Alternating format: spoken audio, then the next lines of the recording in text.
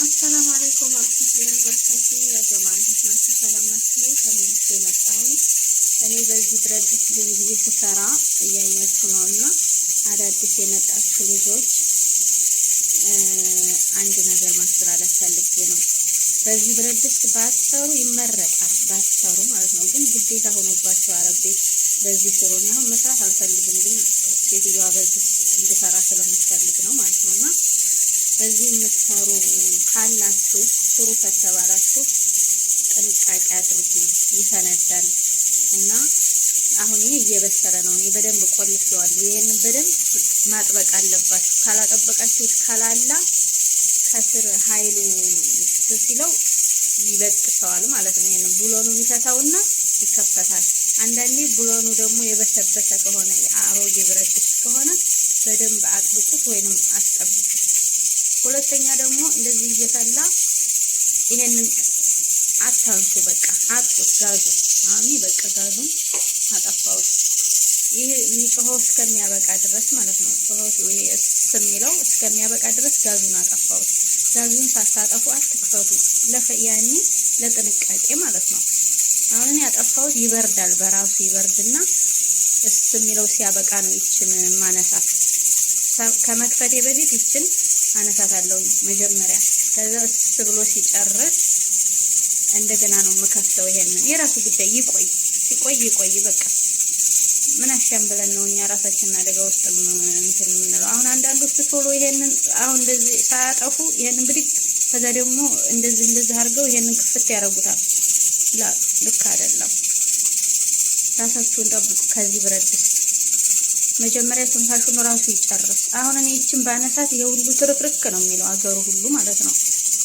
ሀታ ይሄንን ሳልከፍተው ራሱ እቺን ብቻ ባነሳት እንዳለ ነው የሚያበላሸው በጣም ኃይል ስላለውና ብዙ ጊዜ ስጋ ሲሰሩ በ20 ደቂቃ ውስጥ ቶሎ ስለሚደርስ በዚህ ይሰራ ይላሉ እና ትንፋሹ ሳያበቃ እንዳትከፍቱ አበደር ራሳችሁን ጠብቁ አላህ ይጠብቀን በዛም ላይ እና ደግሞ የምትሰሩበት ኪችን ቤት እንደዚህ ጠባብ እንኳን ቢሆን ወይ ደግሞ ሰፋ ያለ ከሆነ አጠገቡ አትሆኑ ይሄን ዘግታችሁ አጠገቡ አትሆኑ ቢፈነዳ እንኳን እስከሚበስል ድረስ ራቅ ብላችሁ ቁጭ በሉ ቢፈነዳ እንኳን እናንተን አይነካችሁም ቤቱ የሆነ ብረት ድስቱ እና ጋዙ ይበላሻሻል እንጂ እናንተን አይነካችሁም ማለት ነው አጠገቡ አትቆሙ እላችኋለሁ አላህ ይጠብቀን መልካም ቀን አያችሁ አሁን ጋዙ ዘግቸው ይኸውስ የሚለው አብቅቷል አሁን ሳነሳው ራሱ እንዴት እንደሚጮህ ማለት ነው ከዛ ደግሞ በድጋሚ አሁንም እንደዚህ ጮሆቱን ከጨረሰ በኋላ ነው ከላይ የምትከፍቱት ይሄን ፋሎቱ ካበቃ በኋላ ማለት ነው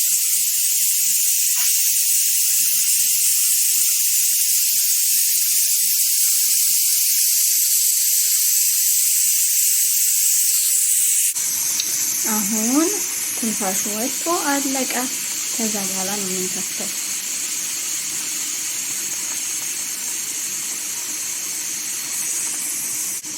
ይሄ እንደዚህ ከላይ ትንፋሹ ማለቅ አለበት።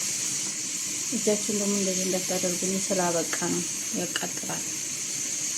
ያው አዳዲስ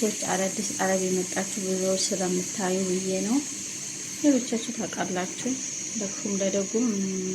ተጠንቀቁ፣ አይከፋም። ከዛ በኋላ ይሄንን ከፍታለን ትንፋሹ ካበቃ በኋላ። ከዛ ግን አዳራችሁን እላችኋለሁ።